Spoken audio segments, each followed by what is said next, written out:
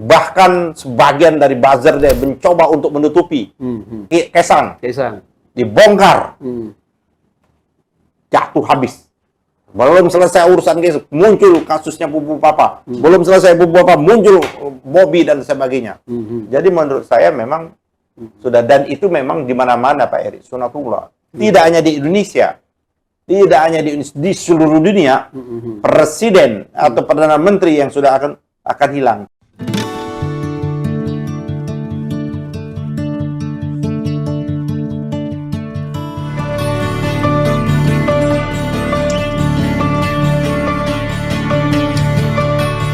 Bismillahirrahmanirrahim. Assalamualaikum warahmatullahi wabarakatuh, pemirsa Masumi TV dan Ahmad Yani Channel.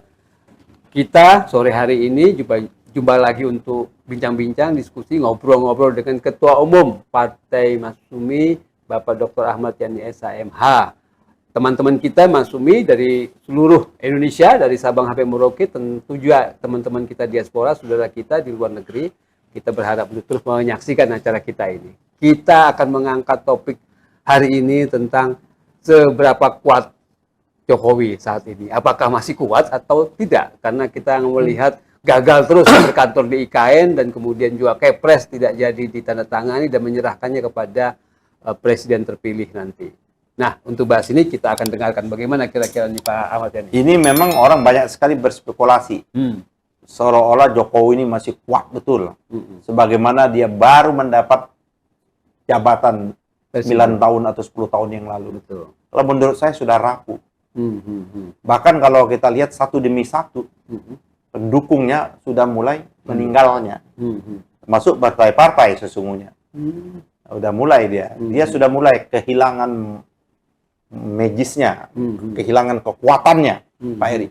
Iya. Karena kalau kita lihat tinggal 1 bulan lagi kita. Betul, 1 bulan. Nggak nyampe.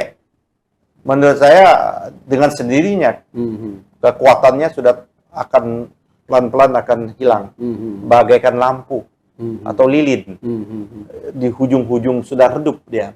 Tapi kena redup itulah dia seolah-olah masih menjadi matahari yang besar di siang hari seperti. Padahal sesungguhnya dia kehilangan kekuatan.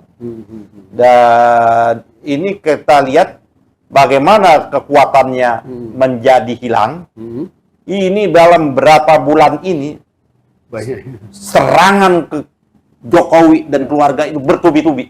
Sehingga namanya diganti Mulyono. Iya, ada Mulyono, Pupu Papa, Bobby dan lain sebagainya itu kan. Pertahanannya rontok itu. Bahkan sebagian dari buzzer dia mencoba untuk menutupi Kesang. Dibongkar. Jatuh habis. Belum selesai urusan guys, muncul kasusnya Pupu Papa. Belum selesai Pupu Papa, muncul Bobby dan sebagainya. Jadi menurut saya memang sudah, dan itu memang di mana-mana Pak Eri, sunatullah. Tidak hanya di Indonesia, tidak hanya di seluruh dunia, presiden atau perdana menteri yang sudah akan hilang. Tapi ada yang penuh kesadaran, bagaimana perdana menteri Inggris, kalau dia pulang dia baik dengan kesehatan naik sepeda. Tapi ada orang yang merasa dirinya masih sok berkuasa, masih sok mau mengatur dan lain sebagainya. Ada juga yang penjilat-penjilatnya nih, para menteri yang ada sekitar yang masih terus walaupun suaranya redup-redup sudah mulai mencoba, ya kan, untuk lari. Dan buktinya hari ini dia tidak berani Jokowi. Menurut saya dia tidak gentle. Kalau kan dia ingin betul-betul katanya Jokowi, kenapa dia tidak mau tanda tanganin Kepresnya? Kenapa dia mau menimbulkan beban kepada Pak Prabowo? Ini banyak sekali liability-nya, menimbulkan beban berat buat Pak Prabowo. Liabilities ya? Iya, banyak sekali. Belum lagi wapresnya menjadi beban berat. Iya kan? Baik di kalangan kita nasional maupun internasional ini sudah jadi bahan olok-olokan. Seperti itu. Nah, jadi menurut saya sudah semakin redup dia. Termasuk berkantor di IKN yang dia katanya banyak janji dia mau berkantor di IKN. Ya kan? Ternyata batal. Alasan menurut saya alasan yang selalu berulang kali kayak kaset rusak. Kalau saya nanti merusak itu mengganggu pekerja. Yang dari dulu kan sebelum dia pergi kantor kan sudah ada pekerja di sana. Iya, seperti itu. Ini sudahlah. IKN ini akan menjadi proyek mangkrak. Ada yang tidak etis menurut saya mementah komplit Pak Prabowo dengan media kan waktu itu kan, waktu di IKN seperti itu. Bagaimana? Terus sekarang dia jawab, bagaimana? Tidak mungkin kita mau memindahkan, kan memerlukan pendalaman, kaji loh. Kemarin apa tidak lakukan pendalaman dan pengkajian dong seperti itu? Iya, betul. Jadi kalau misalnya pertanyaannya Jokowi masih kuat atau tidak, udah jelas-jelas. Ya udah, menurut saya tinggal lilin ini, tinggal lampunya sayup-sayup, sebentar lagi padam. Dan itu memang menjadi sunatullah saya maka beralih kekuasaan itu ke Pak Prabowo. Kalau Pak Prabowo sudah pegang tongkat presiden, udah beda. Maka orang akan ke Pak Prabowo seperti itu. Kalau misalnya kita bandingkan waktu SBY udah selesai 10 tahun, kemudian Mega sebelumnya sudah, kan itu adem ayem tenang dan kita ya karena dia orang sadar karena dia akan meninggalkan jabatan. Betul. Ini orang yang tidak mau meninggalkan jabatan gitu loh problemnya itu. Kenapa dia tidak mau meninggalkan jabatan? Karena banyak masalah, ketakutan yang menghantui dia seperti itu. Kan tidak ada persoalan Pak Eri. Nanti kan kita bisa usut. Kan katanya dia bapaknya infrastruktur. Oke, bangun jalan tol. Jalan tol itu berapa per kilometer jalan tol? Kita bandingkan dengan jalan tol. Berarti ada selisih besar, itu korupsi. Pembangunan apa-apa harus kita audit betul. Tidak bisa kita mentoleransi ada pejabat negara, ada pemimpin negara yang tindakannya memberikan ruang dan jalan, kita belum tentu dia kan, tapi siapa saja seperti ini. PSN misalnya itu ya. PSN dan lain sebagainya seperti itu. Nggak hanya PSN, maksudnya pembangunan jalan tol. Itu kan ada angka-angkanya. Iya, betul. Itu kan ada angka. Dia bukan hal yang tidak bisa dihitung, tidak bisa diukur. Itu kan bisa dihitung dan bisa diukur. Per kilometernya berapa?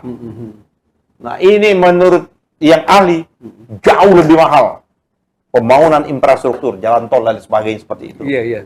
Nah, itu bisa kita usut dan lain sebagainya. Termasuk dibandingkan dengan harga jalan tol 1 km yang paling mahal. Itu yang saya tadi itu makanya iya. itu yang saya kemukakan Pak Eri, kan bisa dihitung. Iya. Termasuk jalan per kilometer jalan tol yang termahal ternyata jauh lebih mahal lagi. Yang ada di Indonesia itu betul, yang maksud. Betul. Terus yang kedua utang.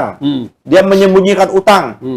Kan ada utangnya, utang APBN, ada utang non APBN tadi seperti itu. Kan kalau menurut Misbakun kan sekitar 8 ribuan juga. Yeah. Bahkan utang yang dicatatkan sudah hampir menembus angka 9 ribu. Siapa yang menanggung itu? Ini beban ini begitu kuat nih. Jadi postulat anggaran kita ini bebannya begitu berat buat Pak Prabowo ini. Luar biasa beratnya. Kita mudah-mudahan Pak Prabowo bisa menyelesaikan, dan ini bisa diselesaikan kalau memang kita dengan tangan besi. Yang namanya proyek-proyek tambang itu dievaluasi lagi, Pak Eri. Tambang nikel, tambang emas, tambang macam-macam yang sudah dikasih dievaluasi total. Berapa untuk negara? Ya, seperti itu. Bahkan katanya Abraham Samad itu menyatakan pernah dia KPK kan. Inilah yang saya kritik abis. Lumpuhnya KPK di bidang pertambangan. Coba dia usut. Tuntas dong. Katanya kan per jiwa penduduk itu kalau tambang ini diatur dikelola baik sudah mendapat 20 juta rupiah gitu per bulan. Bahkan kalau menurut saya bisa lebih. Kita punya tambang krom, kita punya tambang emas, nikel dan lain sebagainya. Luar biasa gitu, bauxit, kan? Timah seperti itu. Iya.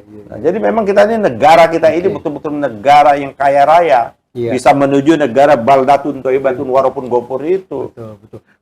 Kalau kita ngelihat sekilas selama inilah yang Jokowi kelihatannya dia menjadi presiden yang maunya monumental gitu. Artinya beberapa proyek-proyek monumental itu yang ditonjolkan supaya kita jadi warisan gitu. Kan begitu. Iya, monumental. Tapi kan jangan-jangan ada kepentingan, ada rinti di balik itu. Monumental ya, artinya fundamental bukan, fundamental kan secara fisiknya. Iya. Tapi jangan-jangan di balik itu ada rinti. Ada orang yang menikmati keuntungan luar biasa. Tadi Pak Eri menyatakan per kilometernya, bangunan ini per meter square-nya dan lain sebagainya, dia bangun dan sebagainya. Termasuk IKN, itu kan menggunakan APBN. Yang kata awalnya tidak menggunakan, berapa triliun yang sudah dicurahkan itu kan perlu diaudit. Nah sekarang kan sudah mulai nih buktinya waktu itu. Zamannya Pak SBY. Kayak di Palembang saja sudah mulai pembangunan LRT kan sudah mulai masuk penjara itu tapi masih di sektor pelaksananya, belum pada sektor pengambil kebijakan. Kan di rootnya sudah masuk, dari swasta sudah masuk, tapi pengambil kebijakannya yang jelas kalau kebijakan itu membawa motif motif mencari keuntungan, bahwa pengambil kebijakan bisa juga dituntut. Bisa kena ya. Yang tidak bisa dituntut itu kalau pengambil kebijakannya tidak punya motif jahat. Tidak ada mens rea. Mens reanya. Iya kan itu. Nah. Oke. Jadi menarik memang ini Pak. Jadi kesimpulannya Pak Eri, menurut saya sudah selesai Pak Jokowi. Game over ya. Game is over gitu. Selesai. Tapi selesainya tidak istilahnya pertama enggak. Tapi tetap harus kita minta pertanggungjawaban. Kita harus nuntut pertanggungjawaban. Betul. Sekarang kan sudah mulai ada beberapa tokoh ya.